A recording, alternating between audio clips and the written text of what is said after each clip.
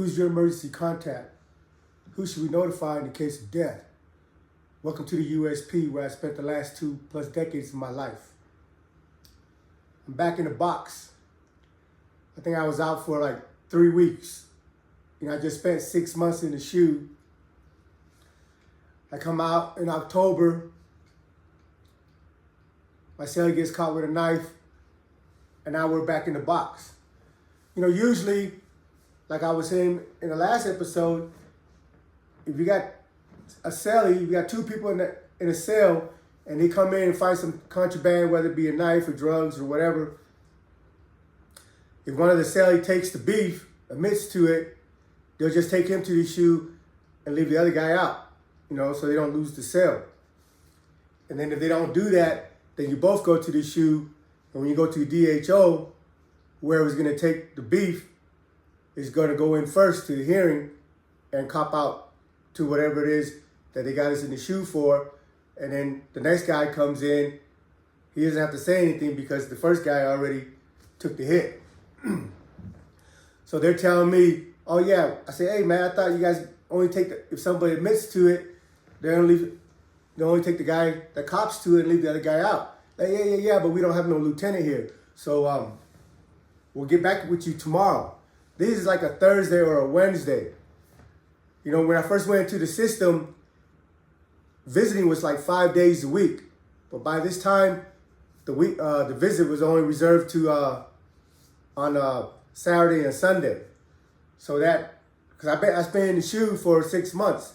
So as soon as I come out, when I call my wife's going to make a trip out to come and see me. She's going to come down to Denver. Her family lives in Denver. Pick up a car, one of her sister's car, because her other car had broke down or whatever. But, Florence is only like an hour and a half, 2 hours away from Denver. So when she comes to visit me, she visits her family in Denver, then she cuts out to come and see me. But I'm in the SHU, and they're telling me, oh, the lieutenant's going to come back tomorrow, and they'll let me out. Well, tomorrow came, I'm still in the SHU. But when tomorrow came, there was a couple other dudes that came into the SHU, a couple black dudes that from Memphis that had the same incident. They got a knife in their cell. They took both of them to the SHU. But that night, they kicked the cellie back out. The guy that took the hit stayed in the SHU,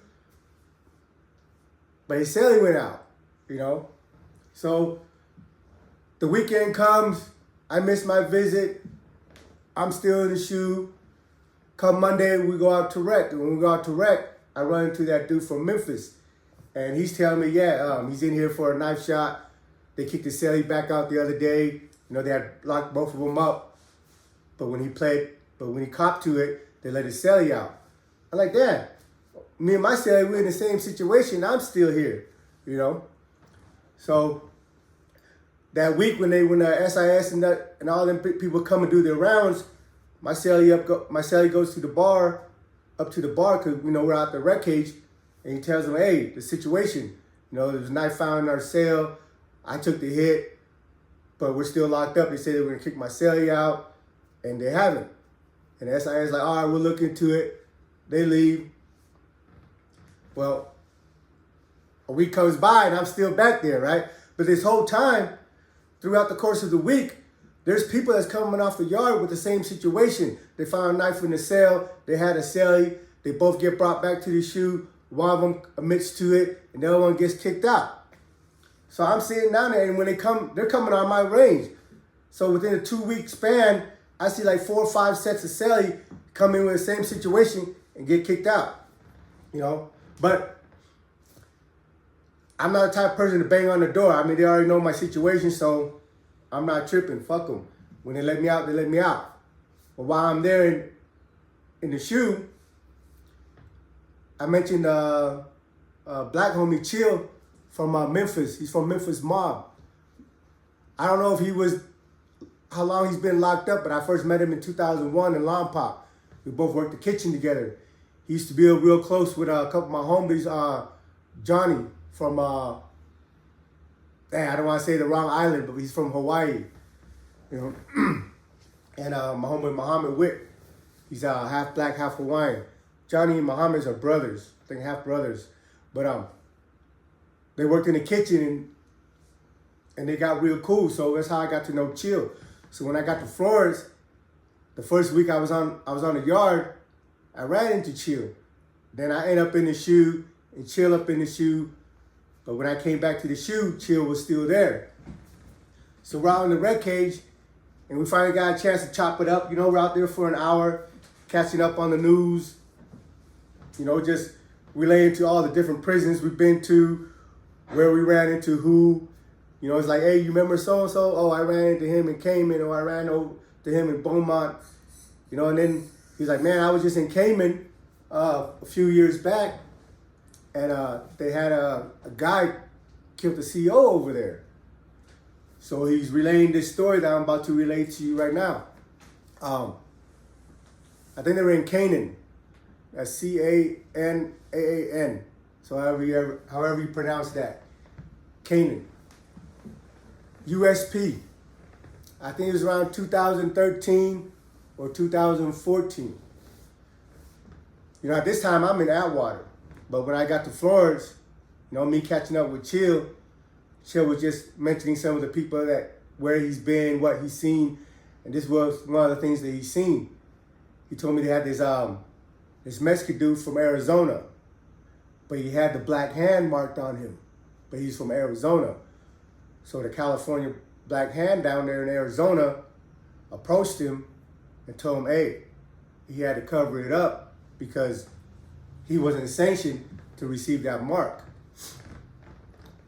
But he was like, nah, yeah, I ain't got nothing to do with you guys out in California, but I'm from AZ Mexican Mafia. This right here I got on me. I don't know where the tattoo was at, but it was visible. It was like, this mark I got on me, I earned it. I'm not covering it up, you know. So the California dude told him, hey, let's go meet out in the yard. So at the appointed time, the black hand from California was out there with about 3 or 4 of his soldiers. And the AZ came out there by himself. You know, he came over there, he approached him, and he was just telling him, you know, in a respectful manner, like, look, I understand what you're saying, and I understand, I have all the respect, whatever, for you guys, but understand, we don't have nothing to do with you guys. This is our thing out here in Arizona, and for my part, I've done what I needed to do to earn this, and I'm not covering it up, so whatever gotta happen, happens. And Chill was telling me whatever, there's more said. We weren't there, so we don't know exactly what transpired in the conversation. But at the end of the day, men recognize men. And the dude from California, the black hand, I don't want to say allowed him to keep the patch because dude wasn't going to take it off. Dude's adamant about this is him. He's earned it. He's killed for it. And he's willing to die for it. And the California dude seen that and respected that. You know, it wasn't about allowing or permission or anything like that. It was just respect. And they parted ways. But at the same time, at this time when all this was going on, that dude, I think they call him Chino, the one from Arizona. He's been having this CO named Williams fucking with him. The CO, like, he would come every day, every time that dude worked, he'd find something to fuck with the dude, with that AZ dude about. You know, whatever it is, we can go through the list. I wasn't there, but it was just over a period of time. Because the CO has seen, you know, COs have access to all your federal cases. They can't go back in. I mean, if they want to go and do the research and all that stuff, I'm sure they can find anything and everything about you. We all have access to the computer. But as far as the computer system in the BOP, all they can do is go read your federal charges, what you were indicted for, and then maybe some pending cases you have in the state. With this dude, I think he had like about 11 or 12 years sentence in the feds. And I don't know how long he's been down, but he's getting really close to going home. So the CO sees that this dude, Chino from Arizona, is close to getting home. So for whatever reason that the CO justified in his head, he kept fucking with his dude. So it came to a point one day where this dude got tired of it. You know, the CO thinking that this dude's not going to do nothing to him because he's short. You know, a lot of COs are like this. There are dicks that come in and fuck with you. Their courage, their heart is on loan by the federal government. They have to check that in at the gate. You know, when they leave home, they're probably a bunch of fucking lames and do boys and whatnot, getting slapped around the street, got no friends, motherfucker treating them like shit. But when they come into the penitentiary, when they come into work, they go in that locker and they pick up that heart and they put it in. So when they come out in the yard, you know, their nutsack's big and their heart's, you know, the size of a giant. But when they go home, they gotta lock that shit back in that locker, man. You can spot these dudes because, look, since I've been doing these videos, there's been COs that's been in facilities with me that's left comments and reached out to me. And to all the men, when I say men, I'm including staff, I'm including COs, I'm including everybody under the sun that fits that category, whether you're in a uniform or in khakis. And through the course of my bid, there's plenty of COs that I would have a beer with, that have always been respectful and have always been courteous and helped you out in a situation when you need it. I've never had a CO bring me any type of contraband. I don't even know how to engage in that conversation. But there's plenty of COs throughout the history that's participated, you know. So when these dudes, when you're in there and these dudes come to work, you recognize who's got something going on in their lives or who's comfortable in their own skin, and you also are able to spot out freaking douchebags that ain't got nothing else going for them, that this is the highlight of their life, showing up to work in a freaking penitentiary environment full of condemned and miserable men. This is the highlight. So they come out there, they're feeling themselves, and they're being dicks and assholes to people because at the end of the day, their mentality is, oh, if you put a finger on me, I'm going to scream and charge you and testify against you and get you more time. You don't want to touch me, you're going to get more time. So knowing that they're protected by the federal government, it lends them their courage, you know. But I repeat all the time, you're in an environment of condemned men, of miserable men, people that are doing decades, hundreds of years, multiple life sentences. How do you get somebody 3 life sentences plus 100 years? How many times do you want this man to die, get resurrected, serve another sentence, die again, get resurrected? Like, it just doesn't even make no sense. Anything after 50, 60 years doesn't even make no sense. You know? Our average lifespan is what? 72 years old, 74 for female. We don't live that long. So if you're already 20 years old and you get a 50-year sentence, you're dead. And if you make it, you come out at 70, like who the hell can you hurt at 70? Whatever. But anyway, but I get frustrated when I get into the, you know, all the numbers and months and years that I've served and other people like me and other people that are still in there are serving. So that's why it's hard for me to understand, like you as a staff, as a CO, that's coming to do 8 hours, full benefit, full dental insurance coverage, relocation money, startup bonus, all that shit, protected by the union, a pension at the end of your career. Why are you not just coming and doing your 8 hours and going home? Why do you feel the need for the extra stuff to fuck with people? Do you not understand where you are working at? So when the BOP, when the FBI agent calls your family and says, we're sorry to have to inform you, but your son, who was a correctional officer at USP Cayman was stabbed and killed today. Oh my gosh, why? Well, he was doing his job. He was doing his job. He was killing the line of duty.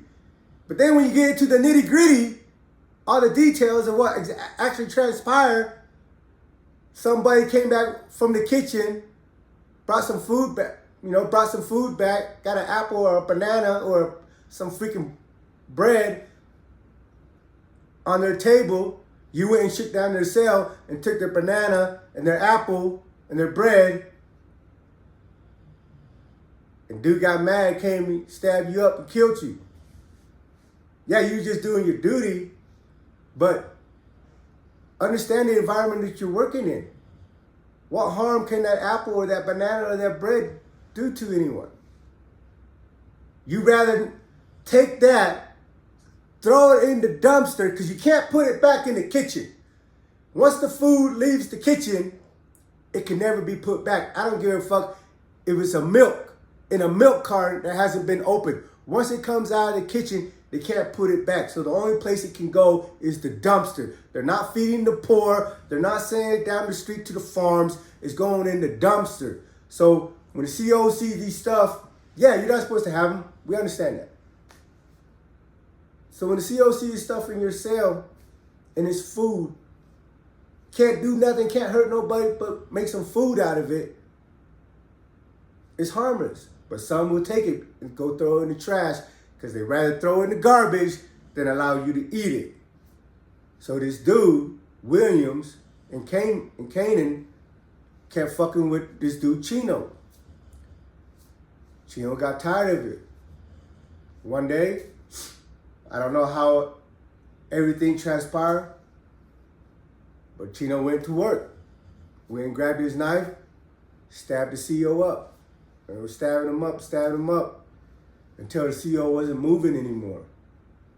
The CO was unconscious, bleeding out, but he wasn't moving anymore.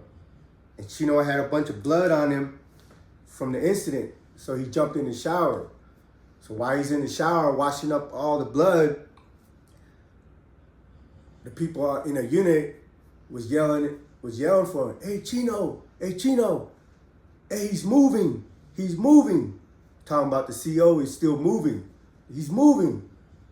So Chill tells me the dude came back out of the shower, grabbed his knives, plural knives, 2 of them, stuck it in the CO's mouth, both of them stuck it in the CO's mouth, and stomped on it.